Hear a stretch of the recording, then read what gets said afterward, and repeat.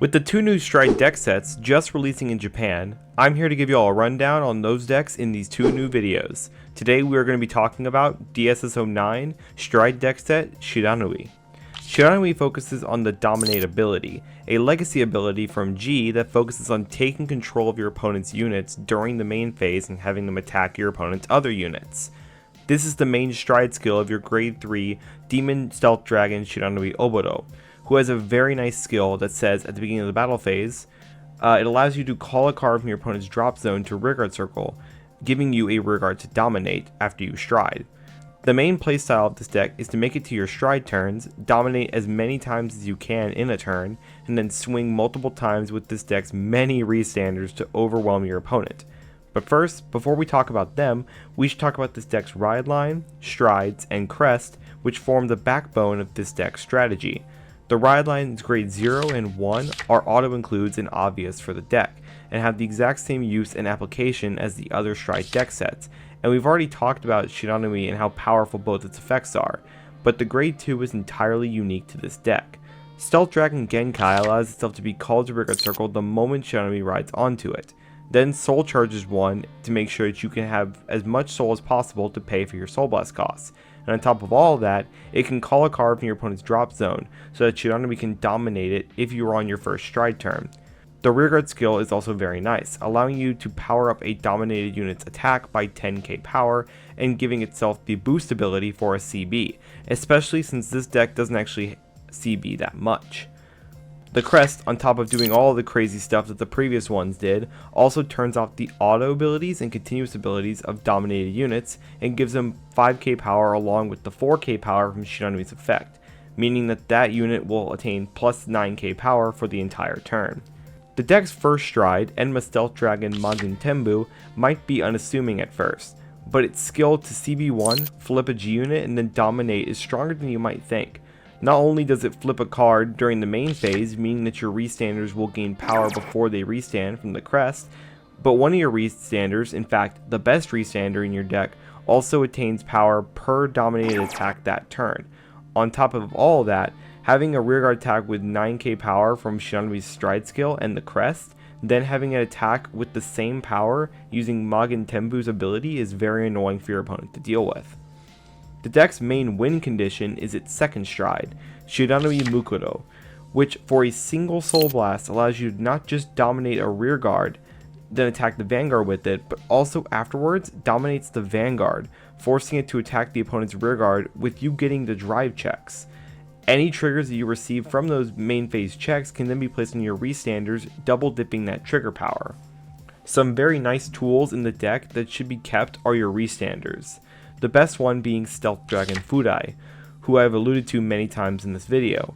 Not only is he a restander simply for one Soul Blast, but he is also gaining 5k power for each time a dominated unit attacked this turn, making him not just a 25k restander on first stride, but then a 35k attacker on the first Mukuro turn. A secondary restander in the deck set itself is Stealth Dragon Sekie, which can also restand for a single soul. However, it needs to have 2 or more cards in the G zone to get 10k power in a draw, making it much slower than something like Fudai. It still is powerful, but that is something to consider when you're playing this card, and there's another restander we'll talk about eventually.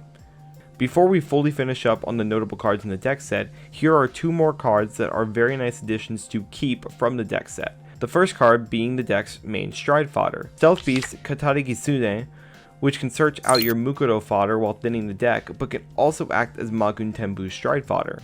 The second card is Stealth Dragon Tenrei, which much like the GG for Chronojet, allows you to draw cards early and bounces itself back to hand as long as a dominated attack hits, leading to either more defensive plays or offensive plays for next turn. Now that we've gone over the notable cards in the deck set, we can go over some cards that could be added to the deck to make it the most optimal it could be. The first and most obvious addition is Virina Esperidea, the third restander the deck has access to, which is a grade 4 rearguard that can also restand for a single Soul Blast as long as your Vanguard attacks.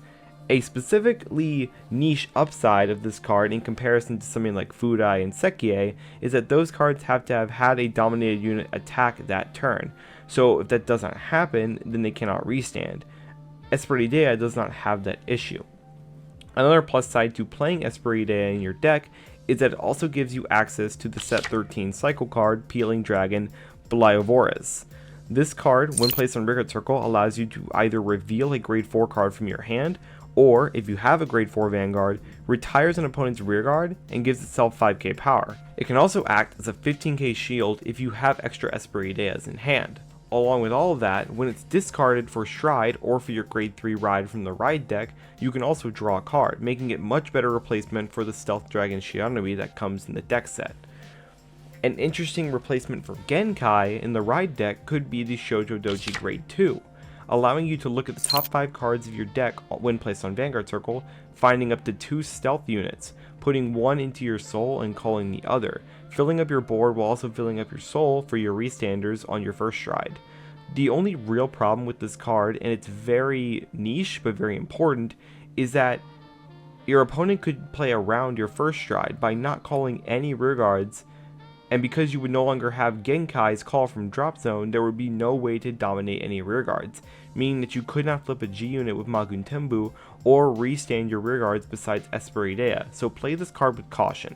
A great card to play if you're going to keep the deck more stealth focused is Stealth Beam Forktail, which can look at the top 7 cards of your deck and put up to 1 stealth unit into your soul, making for an extra soul for your Mukuro or your restanders.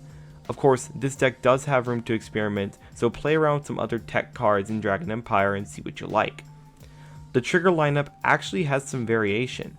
8 crit I believe is essential, because you do have triple drive, and hitting as many of those critical triggers as you can to close out games is always nice. However, in my opinion, front might be a really good option in Shiranui. Not just for the 20k shield, but when you're on your Mukuro turn, if you swing with a dominated Vanguard and check a front trigger, your front row will be the one to receive the power buff, and that's before your restanders activate their skills, meaning they effectively act as Mikanis in the deck. Finally, if your opponent has to 2 to pass your Vanguard, checking a front trigger immediately eliminates the debate of whether or not you want to give the power to your Vanguard or rearguard, and increases the chances of you breaking through. Of course, draws could also work, but no more than 3 if you are going to play any, because this deck does soul charge, thin the deck, draw, and drive check enough to where that could be an issue later in the game if you aren't seeing your draw triggers. For overtrigger, there is no debate. You play Drag Beta, not just because of the broken aspect of standing your Vanguard with the possibility of it having triple drive, but also if you check Drag Veda on your opponent's dominated Vanguard's attack, as long as your opponent still has another rearguard to attack, you can just stand the dominated Vanguard and attack that rearguard again, getting another set of twin drive before any of your actual attacks, because the overtrigger is fair. Strengths of the Shiranui deck are definitely its late game, dominate as a whole, and its kill turn, which can have upwards of 8 attacks with a total of 5 drive checks. Meanwhile, some weaknesses of this deck are definitely its susceptibility to board control, like retire, bottom decking, locking, or binding, its complete lack of a turn 3. Besides Tenrei, there's literally no other card in this deck, or in the deck set in general, that has effects that aren't related to domination or stride, and its weaknesses in going first. The deck really doesn't do anything going first, and your opponent could just call, if your opponent's playing a rush deck, they could just call down some tokens, call down some cards, try to whittle down your opponent's hand. I'm very excited, but also kinda scared to see what Shiranui does to the meta when he fully releases on the English side. But let me know what y'all think. What are y'all's thoughts on Shiranui? Thank you so much for watching. Don't forget to like, comment, and subscribe if you enjoyed this style of video, and I'll see y'all in the next one where we cover Luard. Oh, also, by the way, if you Mukuro agreed on that's at 6 damage, this happens.